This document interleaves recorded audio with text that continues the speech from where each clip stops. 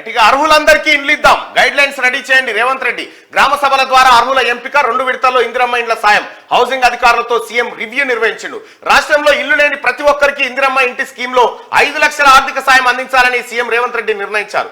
ఎలాంటి ఫైరవీల్ లేకుండా పారదర్శకంగా స్కీమ్ అమలు చేయాలన్నారు. సోమవారం సెక్రటేరియట్ లో హౌసింగ్ పై సీఎం రేవంత్ రెడ్డి రివ్యూ చేపట్టారు. ప్రజాపాలనలో భాగంగా ఇందిరమ్మ ఇండ్ల కోసం దాదాపు 82 లక్షల అప్లికేషన్లు రావడంతో ఇంతమంది ఇల్లు లేని వాళ్ళు ఉన్నారా అని సీఎం అధికారులను ఆరా తీసినట్టుగా తెలుస్తా ఉంది.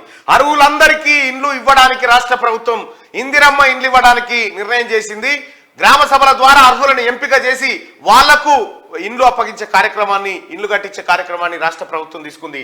తెలంగాణ రాష్ట్రంలో 82 లక్షల అప్లికేషన్లు. కేసీఆర్ గతంలో చెప్పిండు, సార్ అల్లుడు తేడబంటాడు, కోడి పిల్లని ఆడగమ్ముతావు, గొర్రె పిల్లని ఆడగట్టేస్తావు, 2 బెడ్రూమ్లు, హాలు, కిచెను, 125 గజాల జాగా, పిల్లలు పోసి మళ్ళీ మీకు తాకతుంటే మీది ఇంకోటి వేసుకునే తట్టు చేస్తా, ఇవన్నీ బడివాయి మాటలు చెప్పిండు. ఎవ్వరికి ఇల్లు కట్టియలే.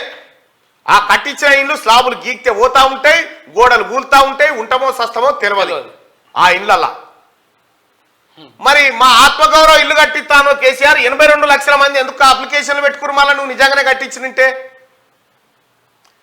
ఇది కేసీఆర్ కథ.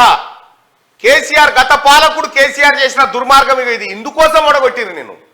దయచేసి ప్రజలు కూడా గమనించండి. ఎందుకంటే ఎవరైతే నిజంగా ఇల్లు లేని వాళ్ళు ఉంటారో వాళ్ళే అప్లికేషన్ పెట్టుకునే విధంగా చూడండి. తర్వాత ఇంకోటి ఏంటంటే సహకరించండి. ఫస్ట్ ఇల్లు లేని వాళ్ళకి ఇచ్చిన తర్వాత ఆ తర్వాత ఎవరికైనా ఉంటే తీసుకోండి, కానీ అట్లా చేయండి.